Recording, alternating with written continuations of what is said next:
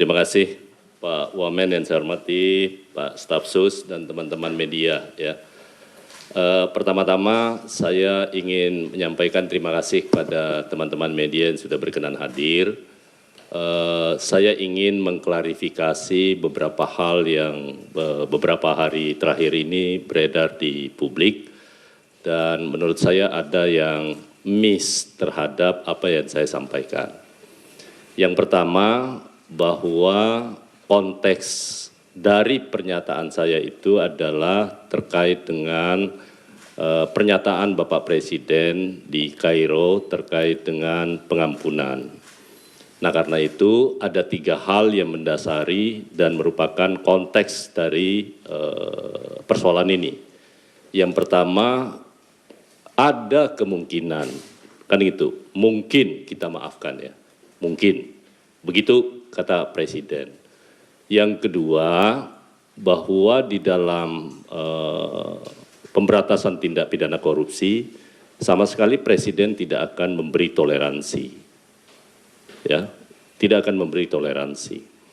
Yang ketiga, kalaupun akan ada pengampunan, setelahnya akan diikuti dengan proses penegakan hukum yang sangat keras.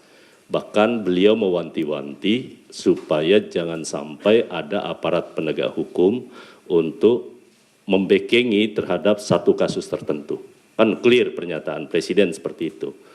Karena itu teman-teman semua, bahwa terhadap konteks itu kan kemudian akhirnya menjadi sebuah berita yang sangat viral.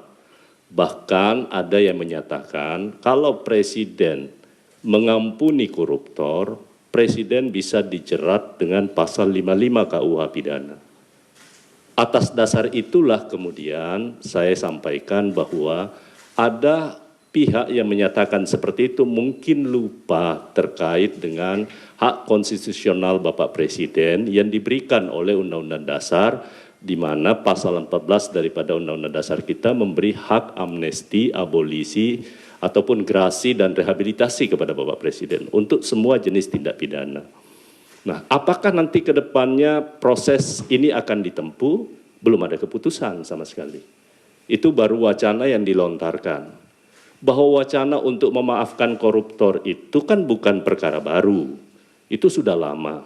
Bahkan oleh Prof. Mahfud juga disebut, beliau pada saat menjabat sebagai Menteri Kehakiman, beliau sampaikan pernah mengusulkan itu dengan menempuh beberapa cara. Bahkan beliau menyatakan bisa mencontoh apa yang dilakukan oleh Latvia kalau tidak salah ya. Dan juga Afrika Selatan. Artinya waktu itu menurut Prof. Mahfud itu tidak ada yang berani. Nah karena itu teman-teman semua saya ingin menyampaikan bahwa urusan amnesti ataupun pengampunan maksud saya, di dalam hukum pidana kita sudah mengenal itu dalam praktek ya.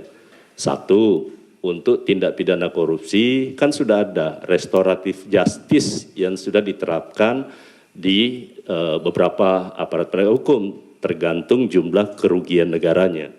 Karena kalau semuanya diterapkan, kalau kerugian negara hanya 50 juta, 100 juta, padahal biaya untuk penanganan perkaranya kan jauh lebih besar dibandingkan dengan korupsinya yang sedikit, itu satu.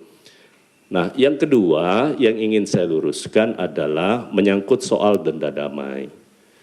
Yang saya maksudkan itu adalah mengcompare, karena Undang-Undang Tindak Pidana Korupsi ataupun juga Undang-Undang Kejaksaan khusus kepada tindak pidana ekonomi, dua-duanya itu adalah tindak pidana yang merugikan keuangan negara, merugikan perekonomian negara.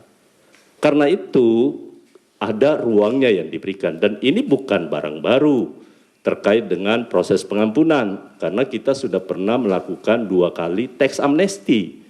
Kan negara memberi pengampunan. Kemudian di dalam Undang-Undang Cipta Kerja juga ada yang terkait namanya denda keterlanjuran untuk tindak pidana di bidang kehutanan yang itu dimungkinkan untuk dilakukan sebuah proses penyelesaian di luar pengadilan.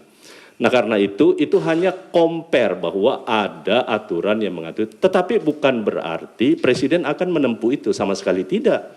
Karena bukan domain presiden kalau menyangkut soal denda damai tadi. Itu adalah kewenangan yang diberikan kepada Jaksa Agung, ya. Tetapi sekali lagi untuk tindak pidana korupsi itu hanya sebagai pembanding bahwa ada aturan yang mengatur soal itu. Tetapi intinya teman-teman semua, bahwa keinginan kita memperbaiki Republik ini dari praktek tindak pidana korupsi kan sudah berlangsung begitu lama, sejak era reformasi.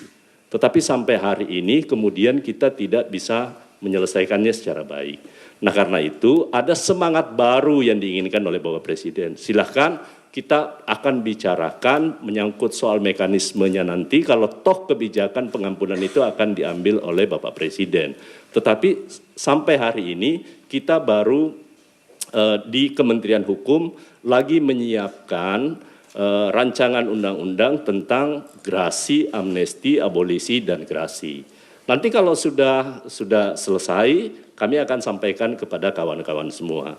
Jadi sekali lagi terkait dengan isu denda damai tadi itu adalah hanya mengkompar menyangkut soal penyelesaian suatu tindak pidana di luar pengadilan. Itu aja intinya. Kita punya contoh-contoh yang lain. Saya rasa itu yang perlu ingin saya sampaikan kepada teman-teman. Sekali lagi ini kalaupun nanti ada yang salah mengerti dengan apa yang saya ucapkan, ya saya menyatakan saya mohon maaf. Tetapi sekali lagi itu hanya contoh atau komparasi terhadap penyelesaian tindak pidana yang terkait dengan merugikan perekonomian negara di bidang tindak pidana ekonomi dengan tindak pidana korupsi. Saya rasa itu ya. Terima kasih. Assalamualaikum warahmatullahi wabarakatuh. Baik, terima kasih Pak Menteri atas penjelasannya.